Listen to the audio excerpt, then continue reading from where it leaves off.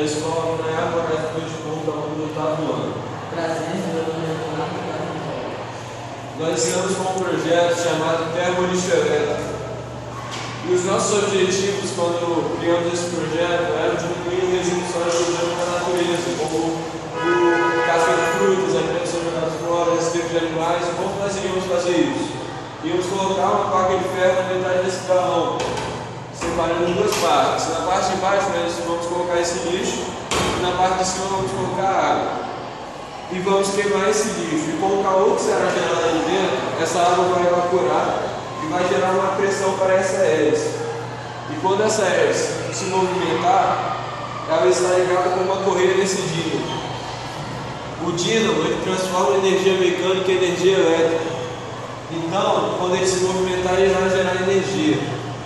E com essa parte do dínamo, nós vamos canalizar o ar frio que será liberado por essa parte e levar até esse cano, fazendo desse cano condensador. Quando o vapor da água entrar em contato com o ar frio, o vapor tornará-se líquido novamente. E a energia gerada pelo dínamo irá passar pelo voltímetro, que irá medir a quantidade de amperes, a quantidade de energia que está sendo gerada. E depois essa energia irá apagar esse LED, que estará indicando que o sistema está funcionando e que a bateria está sendo carregada. E esse lixo orgânico que nós vamos queimar, na decomposição dele, ele solta um gás chamado metano. E esse gás é altamente inflamável. Nós vamos usar esse gás para aumentar a chama, para que a água evapore mais rápido e gere mais pressão para essa hélice aqui.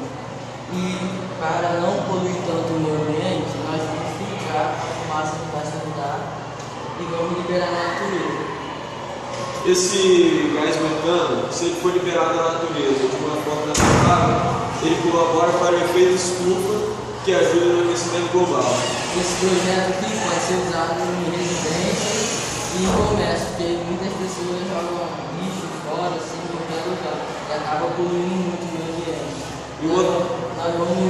Elas podem usar esse lixo para estar aqui e queimar, fazer esse processo para gerar energia, para diminuir o lixo orgânico da casa dela e diminuir o gasto de energia dela.